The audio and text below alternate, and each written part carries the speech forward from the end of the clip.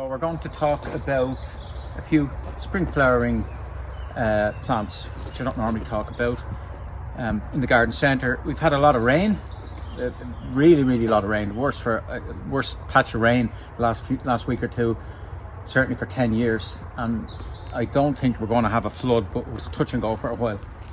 But I want to mention Primroses.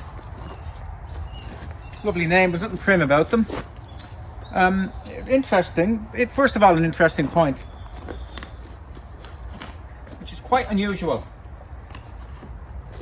There are very few plant genuses that have the three primary colours. Just noticed that now, actually. But the native Primrose, Primula vulgaris, that would be the main parent for this. Nothing vulgar about it. And they are actually perennials, but they're not grown as perennials. Most people plant them in tubs and baskets and throw them out, but they can be grown for years and years. Every few years you're meant to lift them and split them and put them back and regenerate them. If you look closely, you can see there's lots more buds to come.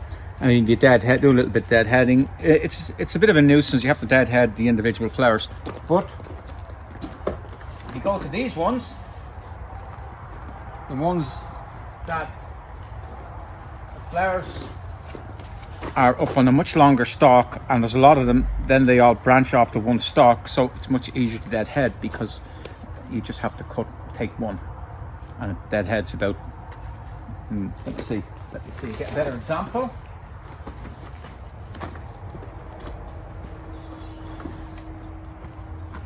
There, a lovely white one. When you deadhead, 1, 2, 3, about 10 flowers of the one goes. Much easier. Here's another one coming along. These seem to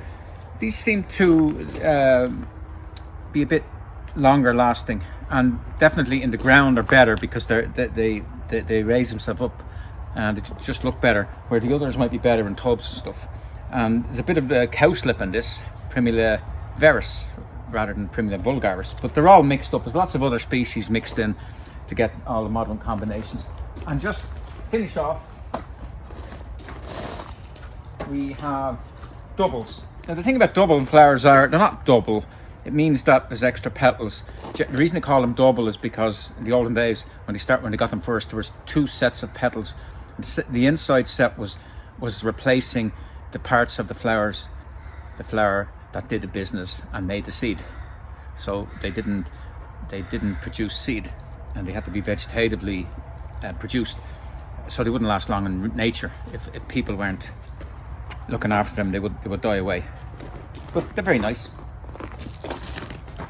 I want to mention spring flowering broom. What's interesting about this is it's called Genista spachiana, and I have to look at that. I have to look at that name because I can't remember it. The reason I can't remember it, it's because that name has been cytisus. It has been all over the place for the last 20 years, and I've just given up. I don't know about when the botanists have decided to leave this plant alone or going to change the name again. But it's evergreen, and as a general rule, plants like this, they come from places where they have very mild winters. Now, if it came from a place that didn't have a mild winter, why would it bother me in flower? This won't grow in very cold areas. It does very well in cities, but generally okay in most of Ireland. But it would not do well in more continental climates where temperatures would go below, say, 5 degrees on a regular basis, or maybe 8, 9, 10 degrees. But if you have Irish type mild winters, it's really good. Long flowering, really long flowering, super plant. About the best broom there is. It's also known as the florist broom, and it used to be grown as a cut flower. And there's the broom of camellias. I'm not going to even talk about camellias. You know, tea is actually a camellia, Camellia tiensis. I want to talk about wallflowers. Now, the thing about wallflowers is in the name, wall, because walls, what are walls made from? Walls aren't made from peat moss and organic matter. They're made from limestone and stuff like that, rocky stuff, gritty stuff. So wallflowers like lime, and you actually see them in old places, in very old walls. You often see it's generally the yellow, the wilder yellow form grown in walls. So they like to be open, plenty of wind and sun, and they don't like lots of organic matter because it blows them up. They're designed to grow in a very poor, well-drained, mineral-rich soil, not in a peaty, boggy sort of a soil. Just want you to remember that about wallflowers. This is a new one. These are called everlasting wallflowers because they flower for years. But the ordinary wallflower, which was grown as a biennial, in fact is a perennial, but we just grew it as a biennial.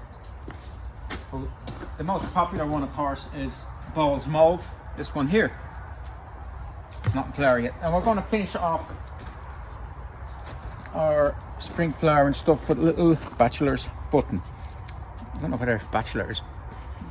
Can you use bachelor anymore? I don't know. I must look up the latest. But anyway, it's, if you look at the foliage, it's the lawn daisy that grows in the lawn, and people just noticed from the white lawn daisy there was the odd one with a bit of pink in it, and they were selected out. And then there was ones that had more flowers. These are actually flowers, individual flowers. There's about 100 flowers in that. That's a flower head in the daisy, and they just produced them and just developed them over time. But I remember years ago working in a big garden, and he didn't like these in his garden because he had this amazing lawn, and he had it perfect with no broadleaf weeds, and he didn't. I planted a lot of these once in pots, and he wanted them all removed because what was happening is they were seeding into the lawn, and it was annoying him. And the funny thing is, when they seed into the lawn, they would be starting to go back native. They wouldn't be fully native. They might have a little bit of pink in them, but a bit of white in them, and unless this would be getting more like the daisy. But he didn't want that, so he didn't want them escaping back into the wild. But and that's a little bit of a journey